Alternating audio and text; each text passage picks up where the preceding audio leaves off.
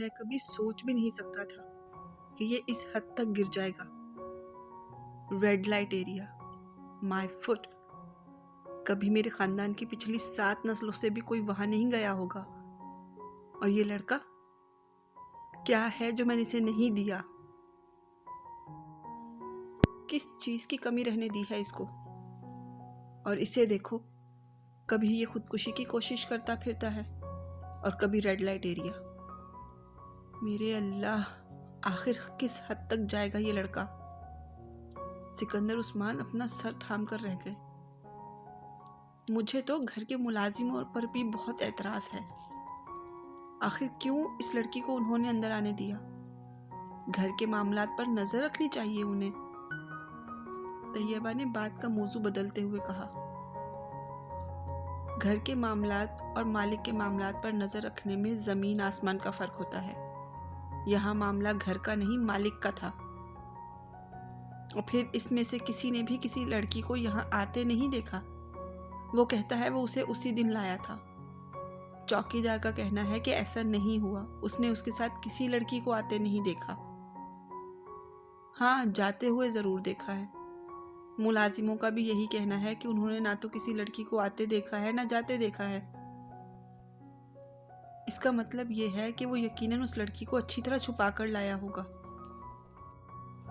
شیطانی دماغ ہے اس کا، یہ تم جانتی ہو۔ تم صرف یہ دعا کرو کہ یہ سارا معاملہ ختم ہو جائے، ہاشم مبین کی بیٹی مل جائے اور ہماری جان چھٹ جائے، تاکہ ہم اس کے بارے میں کچھ سوچ سکیں۔ میری تو سمجھ میں نہیں آتا کہ آخر مجھ سے ایسی کون سی غلطی ہو گئی ہے جس کی مجھے یہ سزا مل رہی ہے۔ میری تو سمجھ میں نہیں آتا کہ میں کیا کروں۔ وہ بے حد بے بس نظر آ رہے تھے۔ وہ اگلے روز صبح معمول کے مطابق کالج جانے کے لیے تیار ہونے لگا اور ناشتہ کرنے کے لیے ڈائننگ ٹیبل پر آیا تو اس نے خلاف معمول وہاں سکندر عثمان کو موجود پایا۔ وہ عام طور پر اس وقت ناشتہ نہیں کیا کرتے تھے، ذرا دیر سے فیکٹری جایا کرتے تھے۔ سالار کو اس وقت انہیں وہاں موجود پا کر حیرت تو ہوئی، مگر ان کے ستے ہوئے چہرے اور سرخ آنکھوں سے اندازہ ہو رہا تھا کہ شاید وہ ساری رات نہیں سو سکے۔ سالار کو صبح صبح باہر نکلنے کے لیے تیار دیکھ کر انہوں نے قدرے درشتی سے اسے کہا، تم کہاں جا رہے ہو؟ کالج؟ دماغ ٹھیک ہے تمہارا؟ میرے گلے میں یہ مصیبت ڈال کر تم خود کالج جا رہے ہو؟ جب تک یہ سارا معاملہ ختم نہیں ہو جاتا تم کہیں نہیں جاؤ گے۔ تمہیں پتا ہے تم کتنے خطرے میں ہو؟ کیسا خطرہ؟ میں نہیں چاہتا ہاشم مبین تمہیں کوئی نقصان پہنچائے، اس لیے فی الحال تمہارے لیے یہی بہتر ہے کہ تم گھر پر رہو۔ سکندر عثمان نے دو ٹوک لہجے میں کہا، اس کی بیٹی مل جائے تو تم دوبارہ کالج شروع کر دینا۔ اس کی بیٹی اگر 1 سال تک نہیں ملے گی تو کیا میں 1 سال تک گھر میں موجود رہوں گا، گھر میں بیٹھا رہوں گا؟ آپ نے اسے میرے بیان کے بارے میں نہیں بتایا؟ کم از کم آج مجھے جانے دیں، آج مجھے بہت سے ضروری کام نپٹانے ہیں۔ سالار یکدم ان کے غصے پر کچھ پزل ہوا۔ تم وہ کام ڈرائیور کو بتا دو، وہ کر دے گا، یا پھر کسی دوست سے فون پہ بات کر لو، سکندر نے حتمی انداز میں کہا۔ مگر پاپا، آپ مجھے اس طرح… سکندر عثمان نے اس کی بات نہیں سنی۔ وہ ڈرائنگ روم سے نکل رہے تھے۔ وہ کچھ دیر بلند آواز میں بڑبڑاتا رہا، پھر تنگ آ کر خاموش ہو گیا۔ وہ جانتا تھا کہ سکندر عثمان اسے باہر نکلنے نہیں دیں گے، مگر اسے اس بات کی توقع نہیں تھی۔ اس کا خیال تھا کہ ثنیہ کو سامنے لانے پر اس کی اپنی فیملی کے ساتھ ساتھ ہاشم مبین بھی مطمئن ہو جائیں گے، اور کم از کم یہ مصیبت اس کے کندھوں سے اتر جائے گی۔ مگر اس کے لیے سکندر عثمان کا یہ انکشاف حیران کن تھا کہ ہاشم مبین نے ابھی بھی اس کے بیان پر یقین نہیں کیا تھا۔ سالار وہاں بیٹھا ناشتہ کرتے ہوئے کچھ دیر ان تمام معاملات کے بارے میں سوچتا رہا۔ کالج نہ جانے کا مطلب گھر میں بند ہو جانا تھا، اور وہ گھر میں بند نہیں ہونا چاہتا تھا۔ اس کا موڈ ایک دم آف ہو گیا۔ ناشتہ کرتے کرتے اس نے اسے ادھورا چھوڑ دیا۔ اور اپنے کمرے کی طرف چلا گیا۔ سکندر صاحب، میں آپ سے ایک بات کہنا چاہتی ہوں۔ وہ لاؤنج میں بیٹھے تھے جب ملازمہ کچھ جھجکتے ہوئے ان کے پاس آئی۔ ہاں کہو، پیسوں کی ضرورت ہے؟ سکندر عثمان اخبار پڑھتے ہوئے کہا۔ وہ اس معاملے میں خاصے فراغ دل تھے۔ نہیں صاحب جی، ایسی کوئی بات نہیں ہے، میں کچھ اور بات کہنا چاہتی ہوں۔ بولو۔ وہ اخبار پڑھنے میں مصروف تھے۔ ملازمہ کچھ پریشان ہونے لگی۔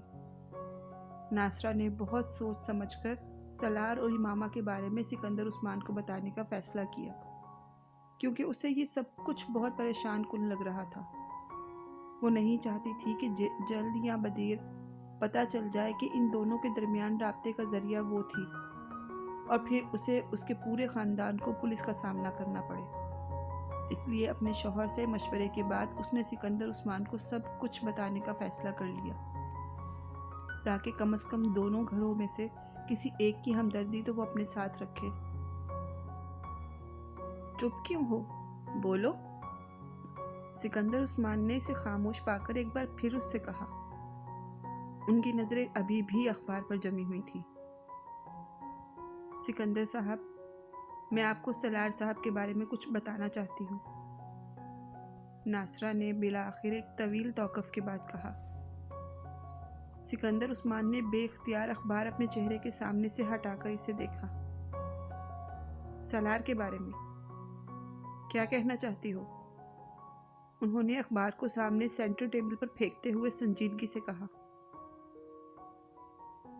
سالار صاحب اور امامہ بی بی کے بارے میں کچھ بتانا چاہتی ہوں۔ سکندر عثمان کا دل بے اختیار اچھل کر حلق میں آ گیا۔ کیا؟ بہت دن پہلے ایک دن سالار صاحب نے مجھ سے کہا تھا کہ میں ان کا موبائل اپنی بیٹی کے ہاتھ امامہ بیوی کو پہنچا دوں۔ سکندر عثمان کو لگا وہ دوبارہ کبھی ہل نہیں سکیں گے۔ تو ہاشم مبین احمد کا خیال اور اصرار ٹھیک تھا؟ ان کے بدترین قیاس اور اندازے درست تھے؟ پھر انہیں اپنی آواز کسی کھائی سے آتی ہوئی لگی۔ میں نے انکار کر دیا، یہ کام میں نہیں کر سکتی، مگر انہوں نے مجھے دھمکایا۔ انہوں نے کہا کہ وہ مجھے گھر سے نکال دیں گے، جس پر مجبور ہو کر میں نے موبائل امامہ بی بی تک پہنچانے کے لیے تیار ہو گئی۔ اپنی پوزیشن کو محفوظ رکھنے کے لیے ناصرہ نے اپنے بیان میں جھوٹ کی آمیزش کرتے ہوئے کہا۔ پھر اس کے کچھ دن کے بعد سالار صاحب نے کہا کہ میں کچھ کاغذات امامہ بی بی تک پہنچاؤں اور پھر اسی وقت ان کاغذات کو واپس لے کر آؤں۔ میں نے اپنی بیٹی کے ذریعے وہ کاغذات امامہ بی بی تک پہنچا کر واپس منگوا لیے اور سالار صاحب کو واپس دے دیے۔ میں نے سالار صاحب سے ان کاغذات کے بارے میں پوچھا، مگر انہوں نے نہیں بتایا، مگر مجھے شک تھا کہ شاید وہ نکاح نامہ تھا، کیونکہ اس وقت سالار صاحب کے کمرے میں 5 لوگ موجود تھے اور ان میں سے کوئی مولوی بھی تھا۔ سکندر عثمان کو وہاں بیٹھے بیٹھے ٹھنڈے پسینے آنے لگے۔ اور یہ کب کی بات ہے؟ امامہ بی بی کے جانے سے چند دن پہلے کی، ناصرہ نے کہا۔ تم نے مجھے اس کے بارے میں پہلے کیوں نہیں بتایا؟ میں بہت خوف زدہ تھی صاحب جی۔ سالار صاحب نے مجھے دھمکیاں دی تھیں کہ اگر میں نے کسی کو یا آپ کو اس معاملے کے بارے میں بتایا تو وہ مجھے یہاں سے باہر پھینکوا دیں گے۔ وہ کون لوگ تھے؟ انہیں پہچانتی ہو؟ سکندر عثمان نے بے حد اضطراب کے عالم میں کہا۔ بس ایک کو، حسن صاحب تھے۔ اس نے سالار کے ایک دوست کا نام لیا، باقی اور کسی کو میں نہیں پہچانتی، ناصرہ نے کہا۔ میں بہت پریشان تھی، آپ کو بتانا چاہتی تھی، مگر ڈرتی تھی کہ آپ میرے بارے میں کیا سوچیں گے، مگر اب مجھ سے برداشت نہیں ہوا۔ اور کون کون اس کے بارے میں جانتا ہے؟ کوئی بھی نہیں، بس میری بیٹی اور میرا شوہر۔ ملازموں میں سے کسی کو کچھ پتہ ہے؟ توبہ کرے جی، میں کیوں کسی کو کچھ بتاتی؟ میں نے کسی کو کچھ بھی نہیں بتایا۔ تم نے جو کچھ کیا اس کے بارے میں تو میں بعد میں طے کروں گا، مگر فی الحال تم ایک بات اچھی طرح ذہن نشین کر لو، تم کسی کو بھی اس سارے معاملے کے بارے میں نہیں بتاؤ گی۔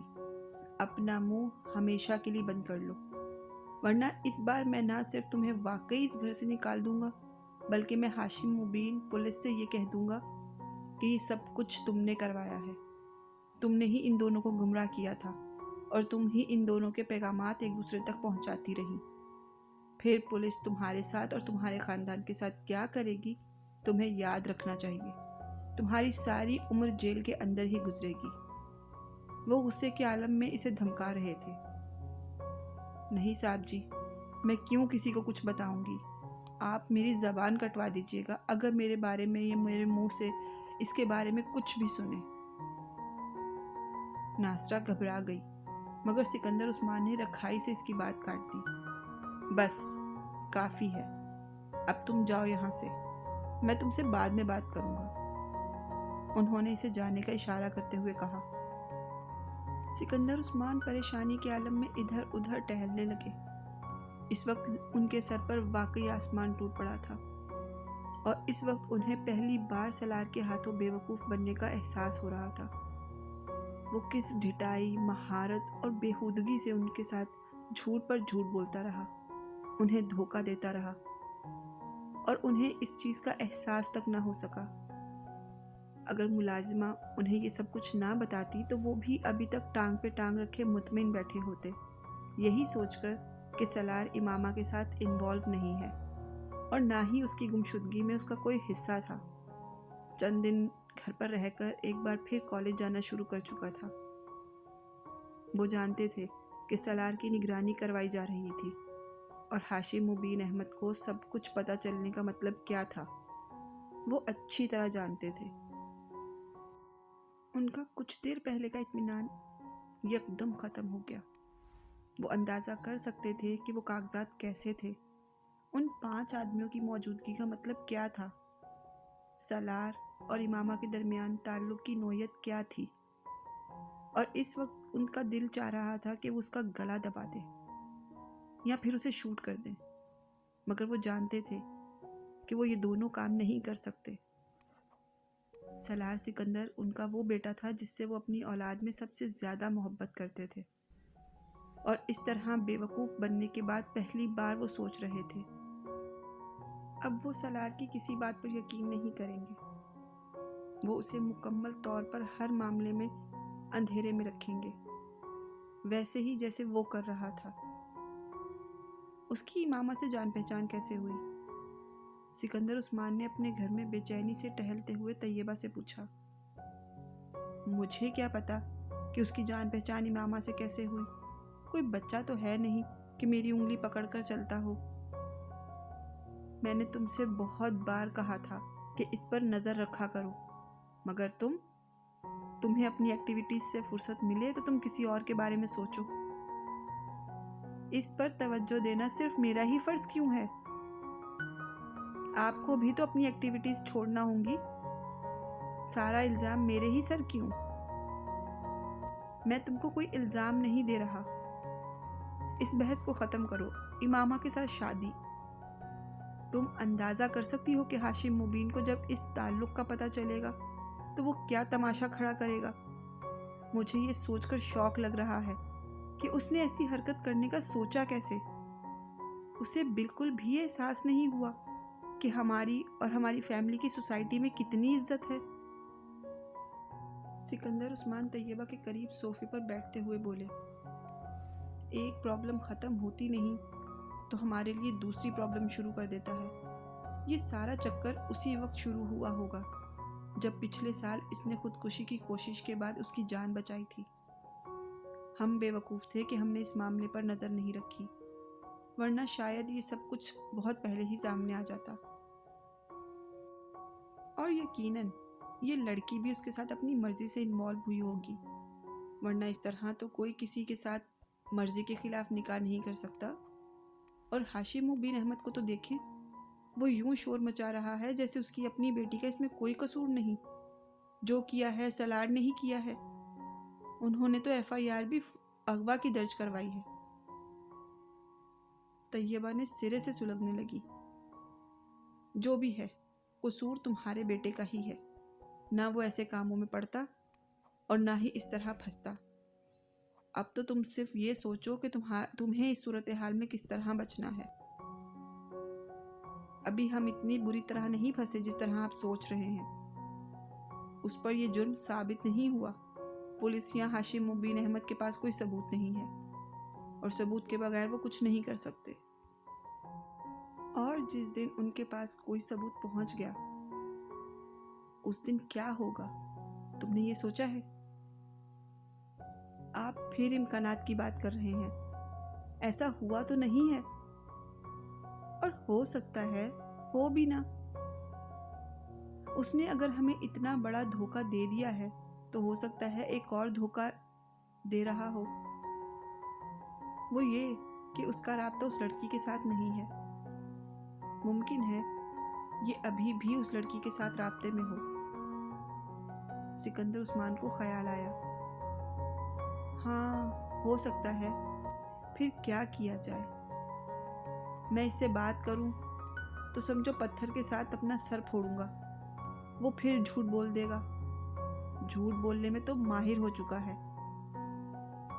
बस चंद माह में इसका बीए मुकम्मल हो जाएगा तो फिर मैं इसे बाहर भिजवा दूंगा। कम से कम हर वक्त हाशिम मुबीन अहमद की तरफ से जिन अंदेशों का मैं शिकार हूँ वो तो ख़त्म होंगे। उन्होंने सिगरेट का एक कश लगाया। मगर आप एक चीज़ भूल रहे हैं सिकंदर, तैयबा ने बड़ी संजीदगी से चंद लम्हों की खामोशी के बाद कहा। क्या? सलार की इमामा के साथ खुफिया शादी। इस शादी के बारे में जो कुछ भी करना है वो आपको खुद ही करना है। आप क्या करेंगे इस शादी के बारे में? तलाक के अलावा इस शादी का और क्या किया जा सकता है? वो शादी मानने पर तैयार नहीं है तो तलाक देने पर रजामंद हो जाएगा। जब मैं इसे सबूत पेश करूंगा ना, तो उसे अपनी शादी का इतराफ़ करना ही पड़ेगा। और अगर शादी का इतराफ़ करने के बाद भी उसने इमामा को तलाक देने से इनकार कर दिया तो कोई ना कोई रास्ता निकालना पड़ेगा, और वो मैं निकाल ही लूँगा, चाहे वो अपनी मर्ज़ी से उसे तलाक दे या फिर मुझे ज़बरदस्ती करना पड़े। मैं ये मामला ख़त्म कर दूँगा। इस तरह की शादी इंसान को सारी उम्र ख्वार करती है। इससे तो पीछा छुड़ाना ही पड़ेगा, और मैं इस बार मुकम्मल तौर पर इसे अपनी जायदाद से आग कर देने का इरादा रखता हूँ, सिकंदर उस्मान ने दो टोक अंदाज में कह दिया। हसन कुछ देर पहले इस्लामाबाद के एक होटल में मौजूद था जब उसे अचानक अपने वालिद की कॉल मिली। वो जल्द अज जल्द अपने घर पहुंचने के लिए कह रहे थे। उनका लहजा बेहद अजीब था, मगर हसन ने तवज्जो नहीं दी। लेकिन जब 15 मिनट बाद वो अपने घर पहुंचा तो पोर्च में खड़ी सिकंदर उस्मान की गाड़ी देखकर चौकन्ना हो गया। वो सलार के घर की तमाम गाड़ियों और उनके नंबर्स को अच्छी तरह पहचानता था। सिकंदर अंकल को मेरे इस मामले में इन्वॉल्व होने के हवाले से कोई सबूत तो नहीं मिले, इसलिए मुझे परेशान होने की ज़रूरत नहीं।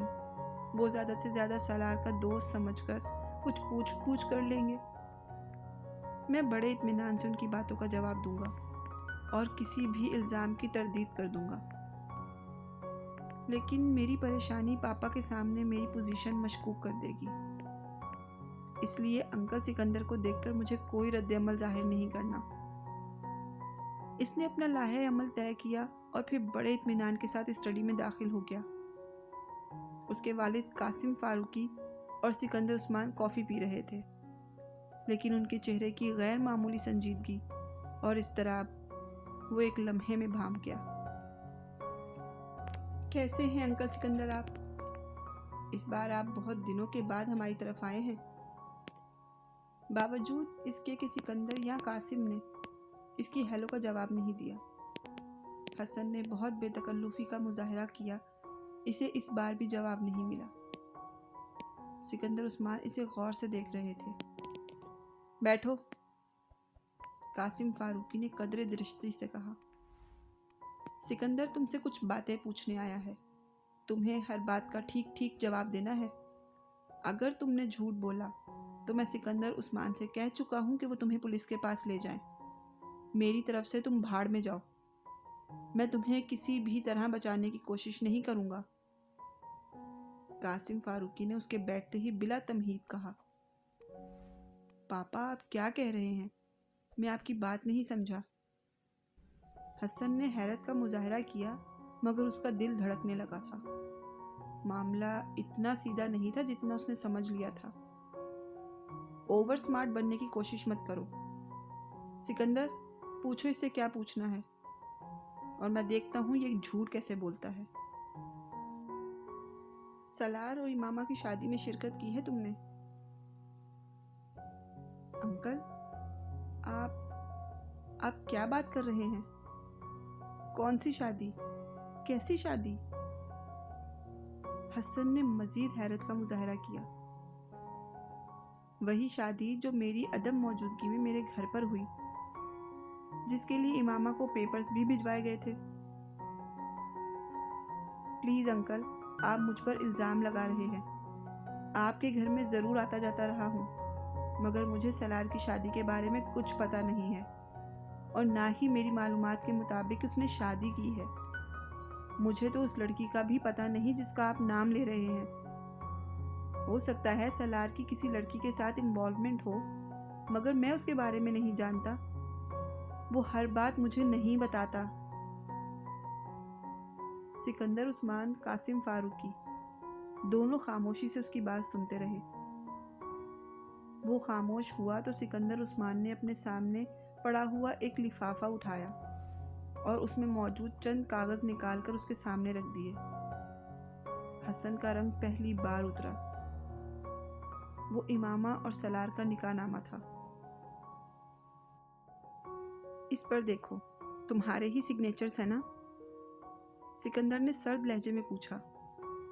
अगर ये सवाल वो कासिम फारूकी के सामने ना करते तो वो इन सिग्नेचर्स को अपने साइन कहने पर इनकार कर देता, मगर वो इस वक्त ऐसा नहीं कर सकता था। ये मेरे सिग्नेचर्स हैं, मगर मैंने नहीं किए। फिर किसने किए हैं? तुम्हारे फरिश्तों ने या सलार ने?